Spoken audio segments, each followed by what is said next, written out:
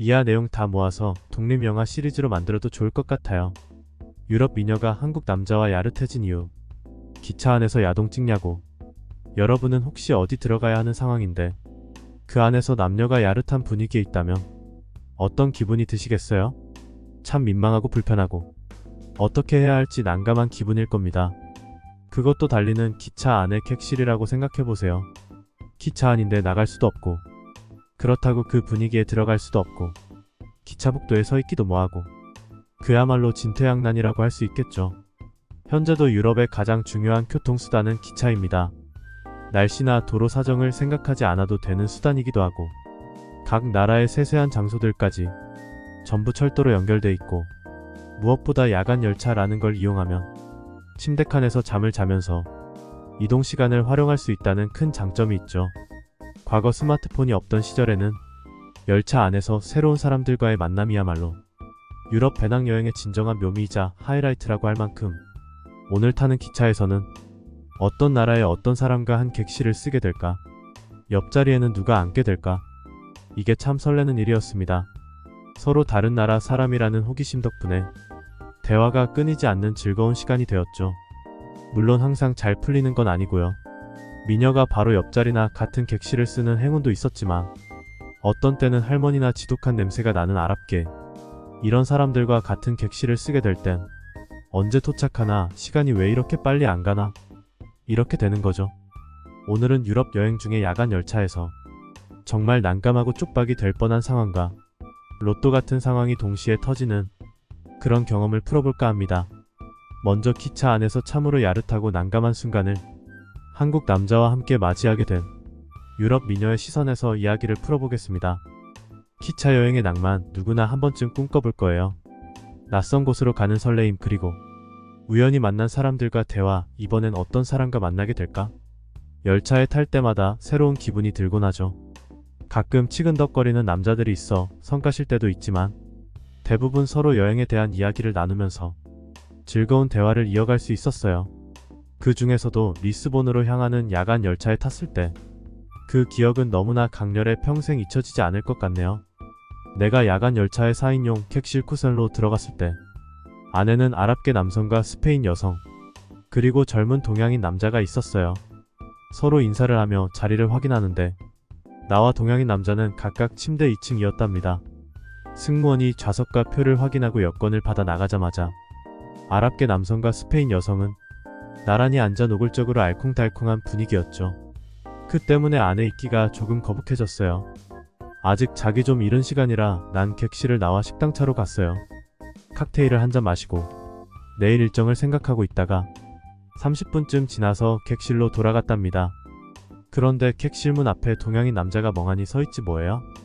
내가 오는 것을 보자 그 남자는 곤란한 얼굴을 하고 양손으로 X 표시를 했어요. 객실에 들어가지 말라는 거였죠. 왜 그런가 했더니 세상에 미쳤어. 객실 밖으로 거친 숨소리와 야릇한 신음소리가 들리지 뭐예요? 그 남자가 들어가지 말라고 한 이유를 깨닫고 나도 어이가 없어 멍하게 있었답니다. 짐승도 아니고 객실에 함께 있는 사람들이 언제 올 줄 알고 그러는 건지 너무 황당했어요. 스페인 기차 구간은 승무원들이 불친절하고 검표 후엔 아무것도 안 한다지만 그렇다고 대놓고 기차 안에서 그 짓을 하다니 상상도 못할 일이죠. 기차의 좁은 폭도에서 둘이 엉거주춤 있다가 서로 마주보게 되자 왠지 얼굴이 붉어지고 이상한 기분이 되었어요. 뭔가 비밀을 공유하는 기분도 되고 남녀의 야릇한 신음소리를 들으니 간지러운 느낌이었고요. 보이지 않아서 더 자극적인 그런 느낌? 하지만 참 난감했답니다. 폭도에서 그 짓이 끝나기만 기다려야 하나 싶어서요. 그 남자가 내게 말했어요. 일단 식당차로 갔다가 1시간쯤 뒤에 오는 게 좋겠다고요. 나도 그게 낫겠다고 생각했죠. 우린 식당차에 가서 앉았는데 계속 가슴이 콩닥거렸답니다. 뜬금없이 남녀의 그 소리를 듣고 그 모습을 상상했으니 말이에요. 그는 화장실에 다녀온 다음 담배를 하나 피우고 왔더니 그 난리가 벌어졌다고 했어요. 그러면서 객실에 지갑을 두고 왔으니까 맥주 살 돈을 빌려달라고 하더군요. 그 대신 자기가 술 한잔 사겠다면서요. 그래서 우린 술을 마시며 이야기를 나눴답니다. 그가 한국에서 왔고 배낭여행 중이라는 것을 알게 되었죠. 그와 대화는 무척 재밌고, 특히 여행에 대한 이런저런 에피소드나 정보를 이야기해줄 땐 어느새 바짝 다가앉아 귀를 기울일 만큼 흥미진진했어요. 우린 누가 먼저랄 것도 없이 서로 테이블 위에 올린 손을 잡고 이야기를 나눴답니다. 술 기운이 오르기도 했고, 아까부터 야릇했던 기분은 계속 남아있었으니까요. 이야기에 몰입하다 보니 어느새 난 자연스럽게 그의 어깨에 기대고 있었죠. 그리고 대화를 하다 서로 눈이 마주치자 자연스럽게 키스하게 되었어요. 아마도 한밤중에 야간 열차 몇 잔의 술 그리고 이국적인 남자와 함께 있다는 분위기가 겹쳤기 때문이겠죠. 스킨십을 주고받다 크가 말했어요. 이곳이 기차라서 아쉽다라고요. 나도 그랬어요. 아무리 이런 분위기라도 우린 열차 안에서 무슨 짓을 할 만큼 정신 나간 건 아니었거든요. 그래서 더 몸이 달아오르는 기분 이해하시나요? 그는 내 머리를 쓰다듬으며 리스본에 있는 동안 함께 다니자고 말했고, 나도 흔쾌히 동의했어요. 한참 그렇게 있다가 우린 객실로 향했죠. 들어가니 코를 찌르는 불쾌한 냄새를 남기고 그들은 아래층 침대에 각자 골아떨어져 있더라고요. 머리통을 발로 걷어차주고 싶은 기분이었답니다. 우린 각자 침대에 올라가 난간을 마주하며 대화를 나누다 잠들었죠. 다음날 아침 승무원이 들어오는 소리에 눈을 떠보니 아래에서 그가 잘 잤냐고 웃으며 인사하더군요. 아마 벌써 그가 한 소리 했었는지 그 커플은 나를 보자 미안하다 말하고 대신 리스본에 도착하면 자기들이 아침을 사겠다고 했어요. 황당하고 불쾌하고 난감했었지만 대신 로맨틱한 시간도 있었으니 손해만 본 건 아니었죠. 리스본에 도착해 우리 네 사람은 아침을 먹으며 잠시 이야기를 나눈 후 서로 인사를 하고 헤어졌어요. 그런데 아랍계 남자가 헤어질 때 그를 보고 큰 소리로 하고 외쳤답니다. 여행자라라는 소리 같지는 않은데 잠시 후 난 그 뜻을 알 수 있었답니다.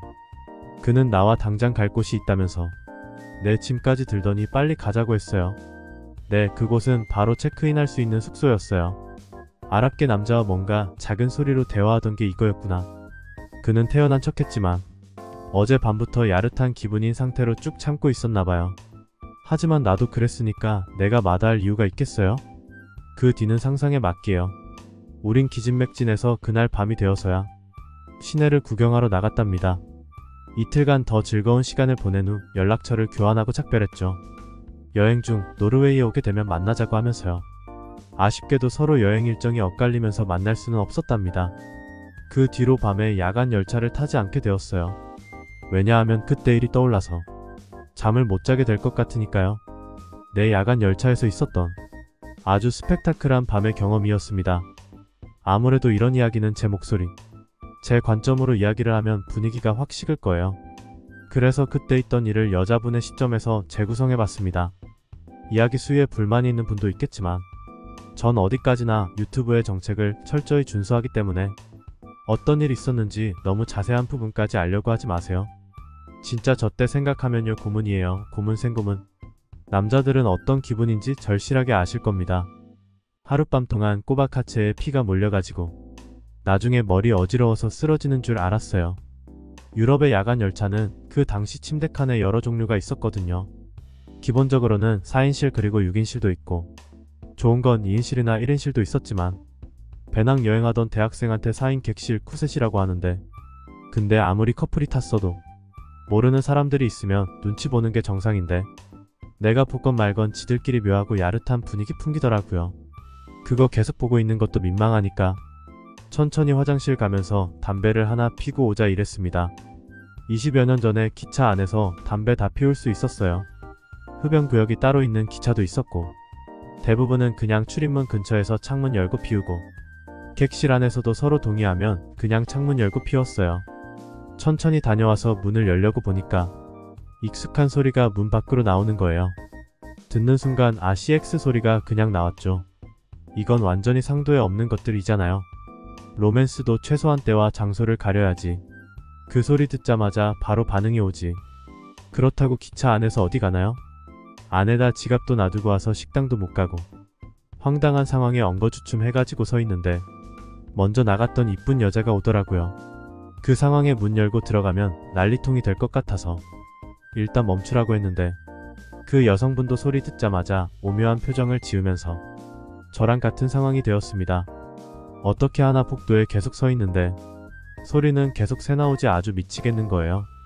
그래서 일단 식당차로 가자고 했고 둘이 앉아 있었는데 젊은 남녀가 스테레오로 아주 라이브 생방송으로 그 소리를 들었으니 게다가 술도 한 잔씩 들어갔겠다. 분위기를 안 타면 이상한 거죠. 그러면서 바로 옆에 어느새 안겨있는 미녀는 날 가져요 하는 분위기에다가 역사가 그냥 이루어지게 생겼는데 아 하필 기차 안이에요. 이거보다 사람 미치는 일이 어딨냐고요. 둘 다 성인이니까 거리낄 것도 없고 여기서 폼 잡으면 정신 나간 놈이잖아요. 이건 당연히 본능에 충실해야 하는 때인데 어쩔 수가 없으니 속으로 피눈물을 흘리면서 객실에 돌아왔는데 아랍애들 썩은 땀 냄새가 진동을 하지. 또 그 상황에 좋다고 뻗어서 자는 거 보니까 진짜 창밖으로 던져버리고 싶었습니다. 결국에 잘 못 잤어요. 생각해보세요 남자분들. 그 상황이 잠이 오겠습니까? 그래서 아침 되자마자 그 둘한테 막 뭐라고 했죠. 너 승무원한테 말하려는 거 내가 참았다고. 그랬더니 정말 미안하다고 잠깐 나가는데 분위기가 그렇게 돼서 알아서 안 들어올 걸로 알았대요. 그러더니 미안하다고 자기가 리스본 가면 아침 사겠대요. 그래서 그 남자한테 혹시 리스본에 도착하자마자 바로 체크인해서 들어갈 수 있는 숙소가 있냐고 물었더니 이 자식이 그쪽으로 눈치가 더럽게 빠른지 2층에서 자고 있는 여자분 쪽을 한번 쳐다보더니 날 보면서 씩 웃는 거예요. 잘 된 거냐고? 그러더니 자기 친구가 일하는 호텔이 있는데 자기가 내리자마자 전화해서 가면 바로 체크인하는 거 받아주라고 말을 해놓겠대요. 캬, 미워할 수가 없는 놈이죠.